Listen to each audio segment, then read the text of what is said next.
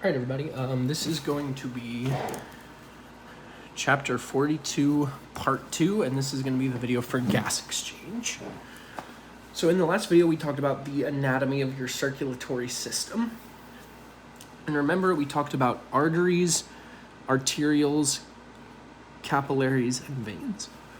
So now in this video, we're going to be talking about how these systems allow us to do gas exchange. So gas exchange is putting O2 into our tissues and then taking carbon dioxide out of our tissues. So we're exchanging O2 and CO2. So here's sort of what this would look like if we had an artery feeding into 3 arterioles, which then become these capillaries, which then feed back into veins, which eventually will end up in the heart. So I want to zoom in at this area where we see the end of the arteriole, the capillaries, and the start of the veins. So let's look here. So a lot of gas exchange is just going to be about pressure and permeability. So remember, things always move from high pressure to low pressure. So there are 2 pressures that exist in this system. So this first we have is our blood pressure. So like this 35 mmHg in this arteriole, that's blood pressure. And blood pressure, remember, is the force that the blood is exerting outward on the walls of the vessel. So that's blood pressure. But on the outside of the veins and arteries, we have interstitial fluid and our tissues. So here we have a muscle tissue and interstitial fluid. This interstitial fluid is also going to be putting pressure on these veins and capillaries and arterioles. And that is this 25 mmHg, which is our our osmotic pressure. Spelled osmotic wrong. Osmotic pressure. So osmotic pressure is there's a bunch of fluid out here all around this, and it's actually exerting an inward force on these vessels. So there's this outward blood pressure force and this inward osmotic pressure. So when we look at the pressures at different points here, we see in the arterioles, we have 35 mmHg, and mmHg is a very common way to measure pressure. But the interstitial fluid is going to have this constant pressure of 25 mmHg. So in this instance, we have 35 inside and 25 outside. So that means things are going to be pushed out of the vessel. And what's being pushed out of the vessel? Well, it's going to be O2. It's actually going to be blood cells. But blood cells will carry O2. You know, you might have H2O, you might have water and plasma leaving and going into the interstitial fluid, which can then push it towards the muscle tissues. So right here, the inside of the vessel, this arteriole, had higher pressure than the interstitial fluid, so things moved out. As we move this way through vessels, as we move from the left to the right, pressure is going to start decreasing. Because remember, arterioles had high pressure, but over here we know veins have low pressure. And so things are going to continue moving out of the capillaries until we reach the equilibrium point. So at this point, right here, we have 25 mmHg outside and 25 mmHg inside. At this point forward, things are going to be moving into the blood vessels from the veins, and that's going to be CO2 and also H2O going back into the blood, and the CO2 will also be bound to blood cells. So you can see it's really just all about pressure. It's all about where is the pressure higher and things moving from high pressure to low pressure. So that's sort of the big picture. So now I want to go into blood composition and gas diffusion rules. So blood is very is the term for all of the liquid in our vessels, right? For all of the stuff in our vessels. It has cellular components and non-cellular components. So the cellular components are going to be our red blood cells, which deliver oxygen. So red blood cells, or RBCs, deliver oxygen. And then we have white blood cells, which we'll talk about next chapter, which have a really big function in the immune system. All of these red blood cells and white blood cells are produced in red bone marrow. So red bone marrow is the stuff in the middle of your bones. You might have, if you cook a lot, you might know about bone marrow. But yes, that's where blood cells are produced. But then we have this non-cellular or extracellular component, which we call plasma. And your plasma is mostly just water, but it also has clotting factors called platelets, and it'll have solutes, maybe it has sodium, potassium, that kind of thing. But the clotting factors are these platelets, which can convert something called fibrinogen to fibrin, which forms these clumps of blood or clots of blood. And this is why if you get a little cut, you don't just bleed forever. It's because the blood in that region will start to clot and stop blood from leaving. So that's the composition of blood. Now we're going to switch gears and we're just going to start talking a little bit of physics. We're going to talk about gas diffusion. So gas diffusion is also all about pressure. So the first thing I want to talk about is altitude. So we know that raising altitude lowers the pressure. This is why it's harder to breathe on top of Mount Everest. And I want you to think about it like this. All air is 21% oxygen. But at this high altitude, let's say that this box on each side represents one breath of air. So equal volumes of air. So we have equal volumes. But over here in this low pressure environment, these molecules have more space between them. So you can see that there's only 3 molecules of oxygen in this breath. But over here, where molecules can pack in tighter, I see 1, 2, 3, 4, 5, 6 oxygen molecules. So the percentage remains the same, but we're getting less oxygen overall from this breath, and we're getting more oxygen from this breath at this lower altitude, which is a higher pressure. So now that we kind of understand gas exchange, and remember, things move from high pressure to low pressure. So actually, before we move on, this low pressure is going to have less driving force into lungs. And then at high pressure, this oxygen is going to have higher driving force into the lungs. All right, so now we're going to switch gears again, and we're going to talk about hemoglobin. So hemoglobin is a protein that exists on your red blood cells. And it is going to be the protein that is responsible for carrying oxygen and carbon dioxide. So again, like I said, this is part of your red blood cell. One hemoglobin, remember, it's a protein, it's called a tetramer. This means that it has 4 identical regions or subunits. So each hemoglobin has 4 regions or subunits. And each one of those subunits can bind 1 oxygen molecule. So we would have these 4 subunits here to form the tetramer of hemoglobin, and each one can carry 1 O2 for a total of 4 oxygen molecules in 1 hemoglobin.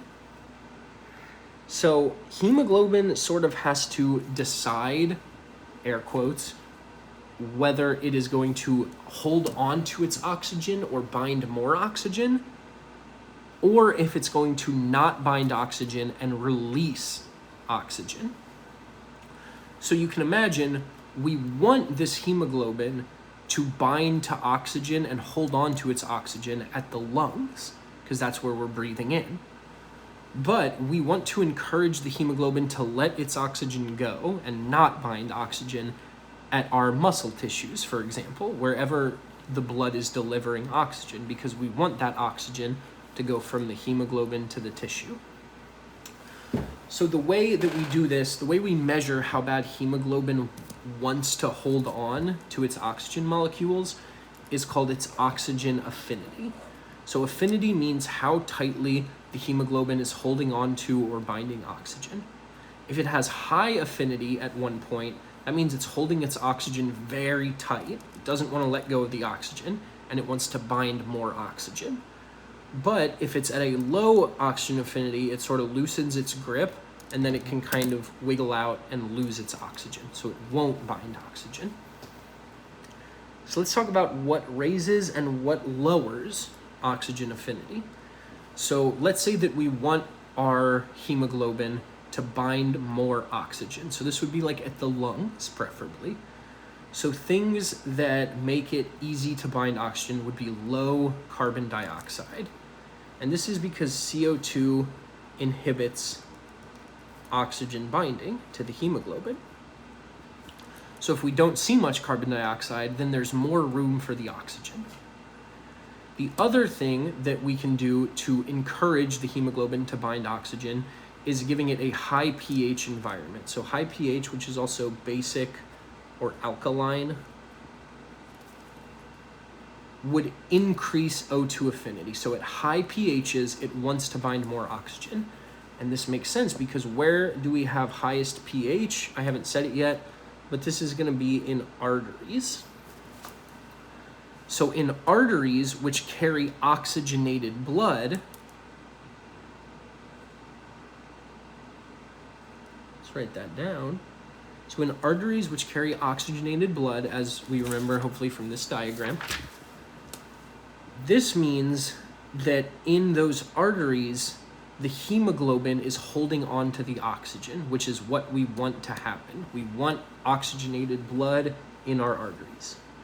So another thing that helps oxygen stay bound to its hemoglobin is low temperatures. So you can think of this like when you're resting. When you're resting, you're not breathing very hard. That's because your hemoglobin is doing a really good, efficient job of binding oxygen. So your body is not needing to take in more and more oxygen. So low temperatures, high pH, low CO2. And the other really important thing is this concept called cooperative binding. And this means that oxygen is going to bind to hemoglobin that already has oxygen bound. And that's a little confusing, but think of it like this. Let's say we have a couple hemoglobins. We'll put 3. And let's say that one hemoglobin has 1 oxygen bound.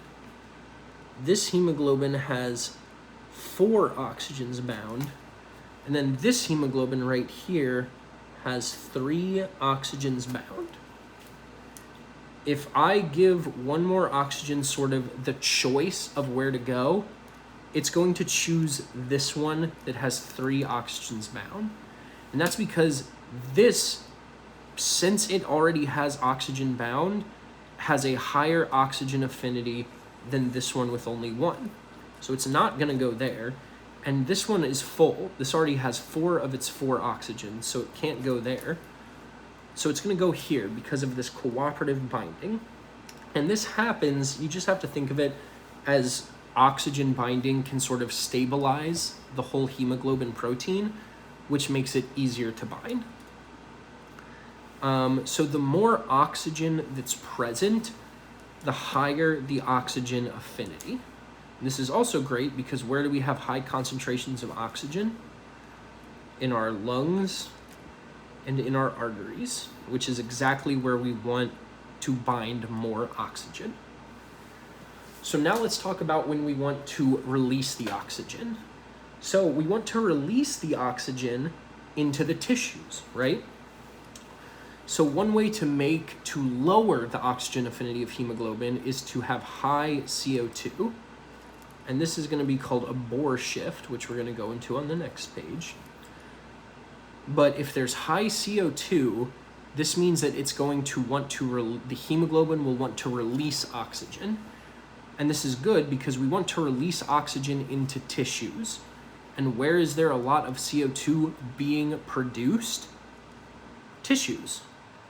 Remember, because this is a waste product or a byproduct of cellular respiration.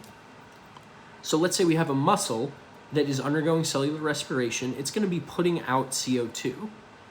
And when the hemoglobin sees all that CO2, it's going to want to drop its oxygen, which is good because once it drops the oxygen can go to the muscle tissue for more cellular respiration. And then it will bind that CO2, the hemoglobin will bind the CO2 and carry it back to the lungs to exhale into the environment. So we could also go to a low pH, which would be an acidic region. So low pH lowers O2 affinity, high pH raised O2 affinity. So the lowest pH is going to be in our veins, which is again good because we don't want oxygen binding in the veins. We want oxygen to have been released. We want to carry CO2 now. And then the last thing that lowers oxygen affinity is a high temperature, like when you're exercising. Excuse me. So high temperature makes the oxygen release from hemoglobin, which is again good because if we're exercising, we want it to drop its oxygen off to the tissues. So this is all a really high yield table. This is a great thing to memorize or put down in your note sheet. All right, so now I said we would talk about this effect called the Bohr shift. So the Bohr shift refers to CO2 and water converting to this compound HCO3 minus and H plus. And for those of you who have no chemistry experience, these H pluses are acids. This means acid. And acids lower our pH. And if you remember from the table, a lower pH means that we have a lower hemoglobin affinity. So oxygen does not want to bind to hemoglobin anymore. So oxygen will be released. So this shift works based off the pressure of carbon dioxide. Remember, if we have more carbon dioxide, there will be a higher pressure of carbon dioxide. Because remember, when we say the pressure of carbon dioxide, let's say we have a box with one CO2 in it, this box isn't going to have much pressure because this carbon dioxide is free to float around. But if I jam pack this thing with all kinds of CO2s, now it's starting to have pressure on the outside of the box. That's what partial pressure means, the pressure of the CO2. So when we have a lot of carbon dioxide, that's going to jack up the pressure of the carbon dioxide on the environment it's in, which is going to cause it to shift towards this, which is going to lower the pH and lower oxygen affinity. But if we don't have much carbon dioxide, so if we have low partial pressure of CO2, and that's what these PCO2s mean, this means the partial pressure of carbon dioxide. Excuse me. So anyway, if we have not a lot of carbon dioxide, then this is going to lower the pressure of carbon dioxide, and it's going to go this way, which is going to remove these acids, which will actually raise the pH again and make oxygen want to bind more to hemoglobin. So remember, if we're Bohr shifting this way from CO2 to H2O, if we're going from this to this, it's going to lower hemoglobin affinity. But if we switch that and we go from this to this, it's going to raise hemoglobin oxygen affinity. All right, so now I want to just go through sort of the whole story of gas exchange. And it all starts when you take a big breath in. When I take a breath in, the air that I am breathing in has oxygen in it. And that oxygen has a partial pressure. So in the air that we breathe in, the partial pressure of oxygen is about 160 mmHg. So we take a breath in, and this air goes to our lungs, specifically structures called alveoli, which are air sacs in your lungs, very tiny air sacs in your lungs. And this alveoli is another site of gas exchange. It's what puts oxygen into your blood. And we'll go into this a little bit when we go over the respiratory system in the next page. So remember, the air had this pressure of 160 mmHg oxygen. The pressure of oxygen in your lungs is about 100 mmHg. So remember, gas moves from high pressure to low pressure. So it's going to move from 160 to this 100. So oxygen is going to move into your alveoli. And then your alveoli is going to meet our good friend, the pulmonary artery. So this pulmonary artery is going to go to the lungs. And the pulmonary artery, this should say deoxygenated blood from pulmonary artery. So the deoxygenated blood in your pulmonary artery has a pressure of about 40 mmHg for oxygen. So the partial pressure of oxygen is 40, and the partial pressure of carbon dioxide is 50 in your pulmonary artery. So if we compare that to the partial pressure of oxygen and carbon dioxide in the lungs, we can see that carbon dioxide was higher in the pulmonary artery. It's 50, and then it goes to 40 in the lungs. So if we move from high to low, this is higher than this. So the CO2 will go from high pressure to low pressure. But the partial pressure of oxygen in the lungs was 100, whereas in the pulmonary artery it was much smaller, only 40. So now the oxygen will travel from the lungs into the blood of your pulmonary arteries. So O2 just went into the blood, and CO2 just went into the lungs from the blood. So now that we have switched our gases, we've exchanged gases, we had carbon dioxide in our blood and oxygen in our lungs, we switched them. Now we have oxygen in our blood and carbon dioxide in our lungs. The carbon dioxide in our lungs is going to be exhaled, so we're going to breathe it out. But now we have oxygenated blood going back to the heart, which will then be pumped out.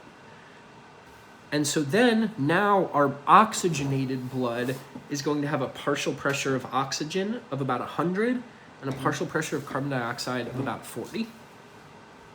And then that blood is going to be sent to our muscle tissue. Let's say the muscles in my finger. So I have, actually we'll use this since you can kind of see the veins, since again I'm super pale. You can see that I have these blood vessels going in, right, to the muscles of my hand. So the muscles of my hand are going to have a very low partial pressure of oxygen and a higher pressure of carbon dioxide. For oxygen in my tissues, it has a partial pressure of 20 to 40, and the carbon dioxide pressure in my tissues will be about 50.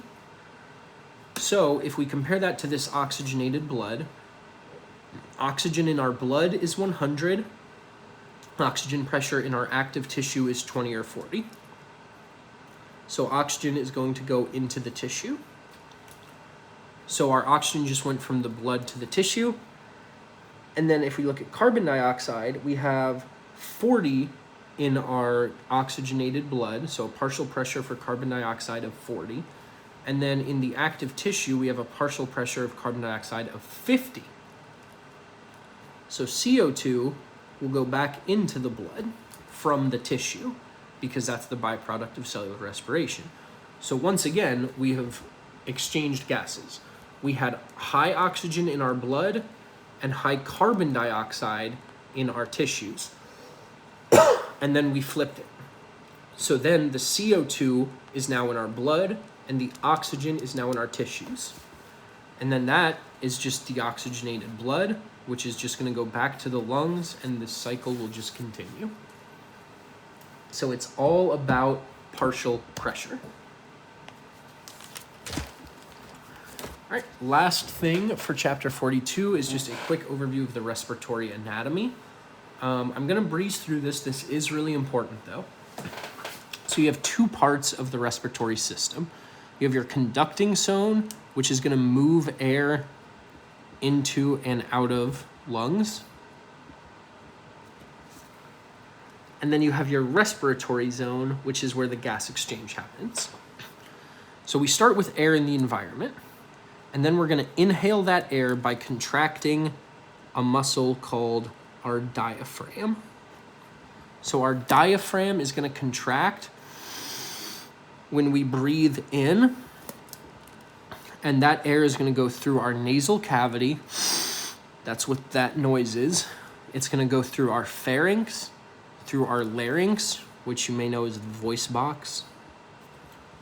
And then it's going to enter the bronchi, which is now sort of the branches in the lungs. Everything up into this point has been the conducting zone. So conducting zone has been this way, and then everything after this, the bronchioles and the alveoli, are going to be the respiratory zone. So then from the bronchi, it branches off into even smaller bronchioles. Bronchioles have these alveoli, which are those air sacs that I talked about. So the alveoli are going to be the ends of the branches, the leaves of the branches, if you will. And this is where the gas exchange is going to occur. So in the alveoli, you put O2 into the blood, you take CO2 out of the blood, and then you exhale CO2 and water vapor. So alveoli have a really high surface area, and they're these air sacs, right? And they have a short diffusion distance to blood, which makes the to capillaries, realistically. And so this means they are really efficient for gas exchange. They don't have to travel far, and they have a lot of surface area. So ventilation refers to inhalation and exhalation. So those two things together are called ventilation. So inhalation, when you inhale like that, volume is going to increase, but pressure is going to decrease. The oxygen will be breathed in. And then when I exhale, so when I blow out, volume is going to decrease, pressure is going to increase, and CO2 will be moved out. So that's a very brief overview of the respiratory system. I highly encourage you to go more in depth in this, but this was pretty much it for gas exchange. So I'll see you in the next video, and have a good one.